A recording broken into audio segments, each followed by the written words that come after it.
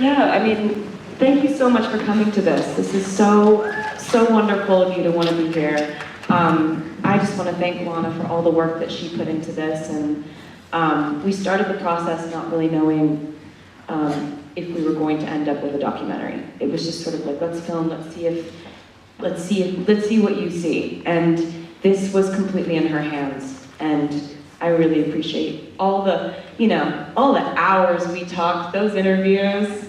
There were a lot of hours that she had to hear me talk about my feelings. So, thank you. Thank you so much for everything you are, all the work you put in, all the thought and care and empathy you put into what you do.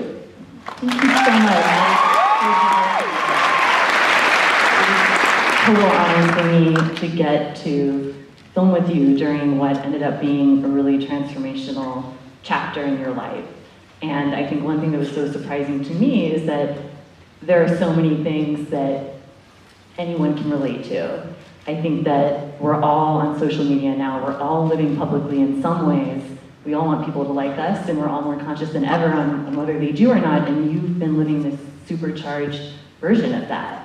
And getting to see you go away from the public eye and then come back into the public eye, having learned and grown and changed in all these ways, and then that strength giving you the chance to do something else was really amazing to get to witness. Thanks.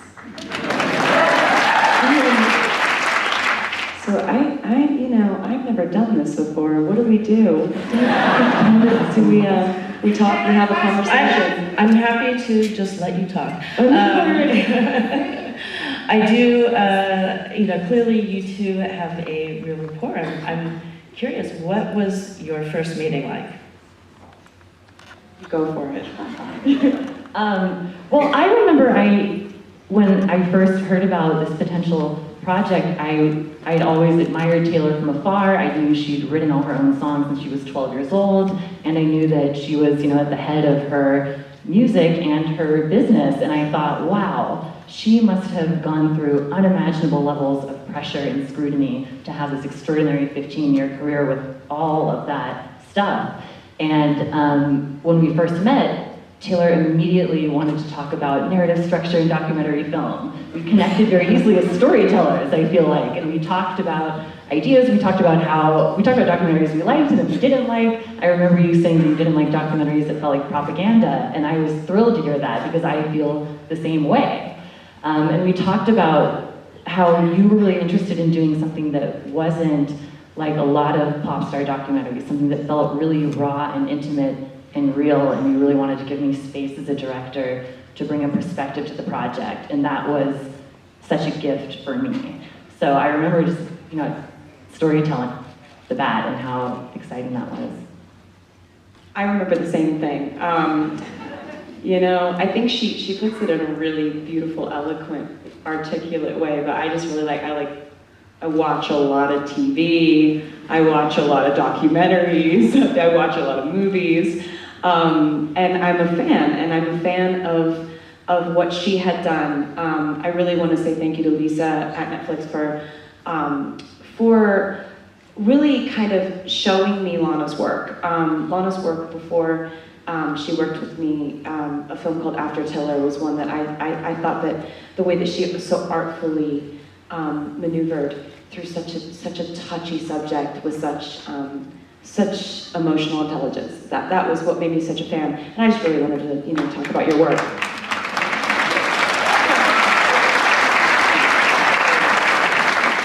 I feel the same way, and in fact, when I heard that Lana was directing this film about you, I thought, what a perfect person to make this film. And I told you that when I called you. I am curious about the working relationship you guys had, and how did you negotiate that? Were there ground rules, or? I mean, there weren't really ground rules. You were very open from the beginning, and I think you see that in the film. And it was just a matter of when we could get together. But it was a lot of filming. For me, my favorite parts were probably filming you in the studio, getting to see your creative process. It's a really intimate space, and I know no one had filmed you in the studio before. So that was probably my favorite thing that we filmed. But similarly, even the interviews, when we first met, you hadn't done press, I think, for almost 3 years. So I remember it was a big deal to do that first interview. And I think that we just, had a really easy rapport and could talk a long time about anything.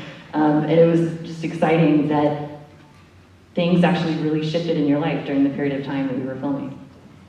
I completely agree. Having someone in the studio when I'm writing is something I've never done before, because I didn't want to know if it would stop me from, feeling like I could come up with ideas and feeling like I could throw things out. And there's so much, ridiculous sounding ad-libbing that you do when you're writing songs. It's like so much of it sounds ridiculous until it sounds all right.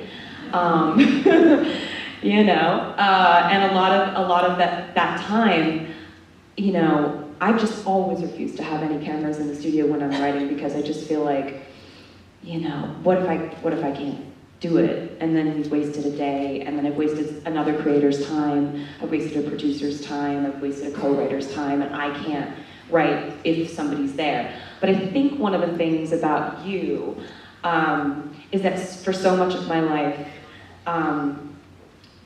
in the public eye, when I get sad or upset or humiliated or angry or go through a really horrible time, I feel people lean in with like this hunger.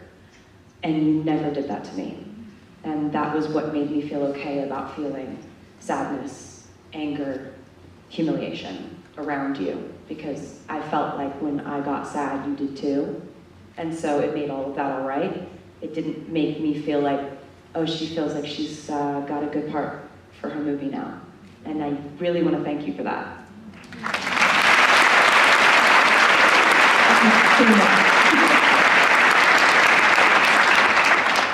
There's such a strong theme of approval and needing to make others happy.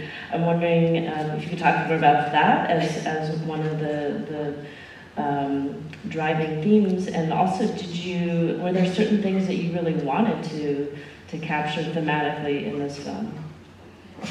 Well, so much stuff emerged over time. I mean, I think the theme of approval is something that so many people relate to. We all want people to like us, and I think girls, especially growing up in this culture, are taught that other people's approval is of paramount importance to their self-worth. So, the voices saying, was I nice enough? Are they mad at me? These are questions I and every woman I know ask themselves at least a dozen times every day.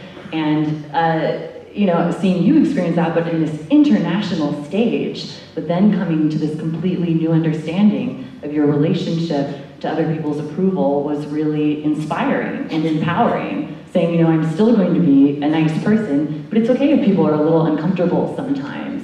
Felt like a really huge leap. And so, I connected a lot to that for sure. And even to the moment, the scene where you discuss with your team and family the political endorsement. It's so powerful because of the politics, but also because it's watching you with people who love you the most in the world say, I love you, you're looking out for my best interests, but I to disagree and do things my own way.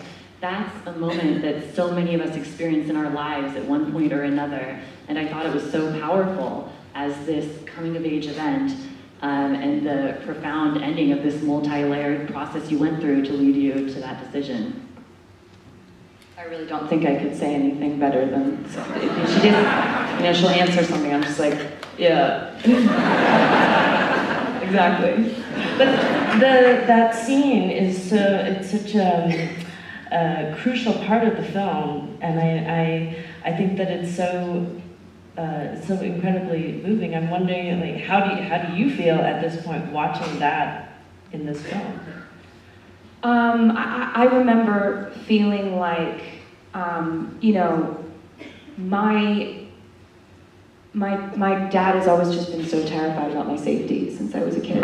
That's always been it. The fact that my job entails standing on a stage, and there are so many threats we get on a daily basis that nobody ever knows about, and we try to keep that stuff under wraps as much as possible, but my dad is the one who has to see it.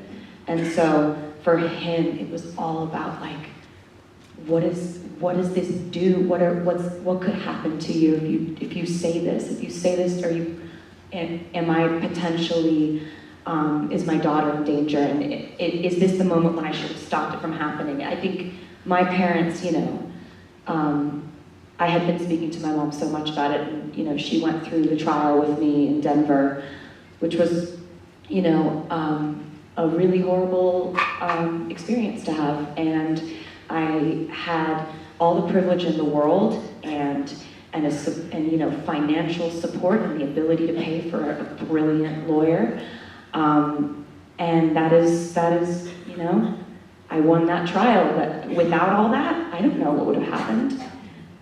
So it taught me so much, and it was the women in my life who were there every single day going into court. And, you know, that for me was a very, you know, our political opinions and our opinions are defined by what happens to us in our life. So that was one of the things that happened to me in my life, and seeing what was happening in my home state. And then it all culminating in having to have a conversation with people who have been so wonderfully supportive of me throughout my entire career, feeling so afraid for my safety. And so it's a really real moment for me to watch that back. You know, there's such a timeliness to this film, and and I think that when I watch this film, I feel like it has the possibility to make such like real impact. Like I want all young women everywhere to see this film, because I feel like that's the power of this film.